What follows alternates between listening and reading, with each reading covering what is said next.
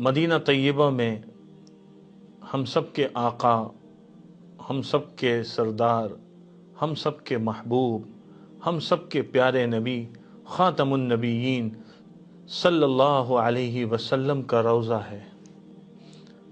गुंबद खिज़रा को देखते हैं तो आंखों को ठंडक मिल जाती है, ईमान के अंदर हलावत पैदा हो जाती है।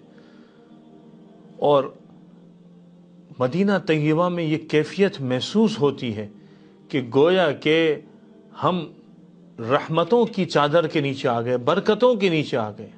आका सल्लल्लाहु अलैहि वसल्लम की तरफ से मेहमान नवाजियाँ हो रही होती हैं। अब ये जो रोज़ा रसूल है, इससे हमारी तीन बड़ी निस्बतें हैं जो अर्ज़ करनी है। एक निस्बत हमारे अक़ीदे की है, एक निस्बत हमारे इल्म की है, और एक निस्बत हमारे अमल की है। अक़ीदे की निस्बत क्या है कि ये जो रोज़ा रसूल है, यहाँ हमारे महबूब सल्लल्लाहु अलैहि वसल्लम मौजूद हैं। आप सल्लल्लाहु अलैहि वसल्लम आखिरी नबी हैं और आपकी ये मस्जिद आखिरी मस्जिद है, नबियों की मस्जिद में आखिरी मस्जिद है। लिहाजा इस बात से हमारा अक़ीदा ख़त्म नबूवत भी साबित होता है। रोज़ा रसूल इसकी अलामत है कि अब आप सल्लल्लाहु अलैहि वसल्लम के बाद कोई नबी नहीं आएंगे। तो रोज़ा रसूल से हमारे अक़ीदे की ये निस्बत है और इसकी याद दहानी बार बार होनी चाहिए और इस पर आदमी को मजबूती से जमे रहना चाहिए, क्योंकि अल्लाह के रसूल सल्लल्लाहु अलैहि वसल्लम ने फरमाया है कि क़यामत से पहले झूठे नबी आएंगे, कज़्ज़ाबूना दज्जालूना, झूठे होंगे, मकर फरेब करेंगे और हर एक ये समझेगा कि वो नबी है।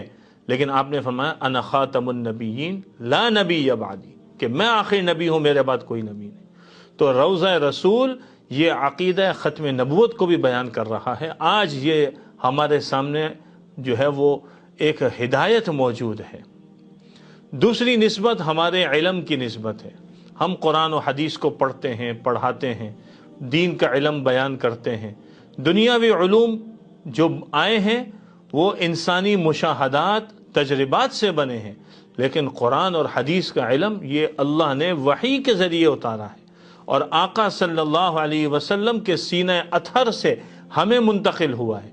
और हम तक जितनी रिवायात पहुँची है, जो दीन पहुँचा, उसकी एक सनद है।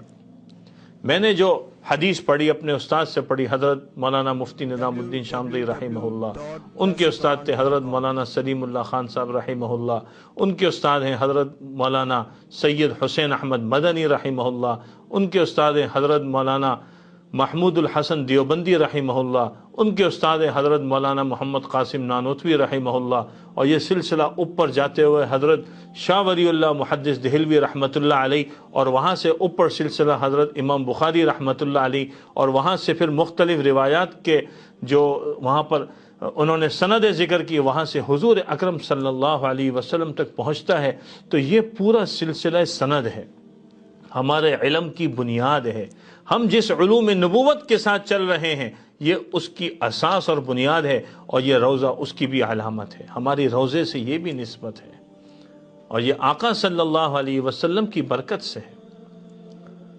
और तीसरी चीज़ वो अमल है, वो दावत है कि आप सल्लल्लाहु अलैहि वसल्लम आखिरी नबी हैं, तो आपकी ये उम्मत आखिरी उम्मत है और आपने उम्मत को ज़िम्मेदारी दी है कि मेरा लाया हुआ दीन हर जगह पहुँचाना है।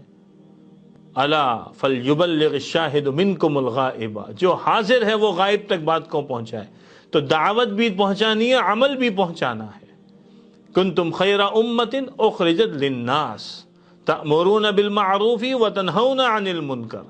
हम मुकल्लफ हैं इस पूरी दावत को पहुँचाने पर, इस अमल को पहुँचाने पर हमें ये पैगाम दिया गया है।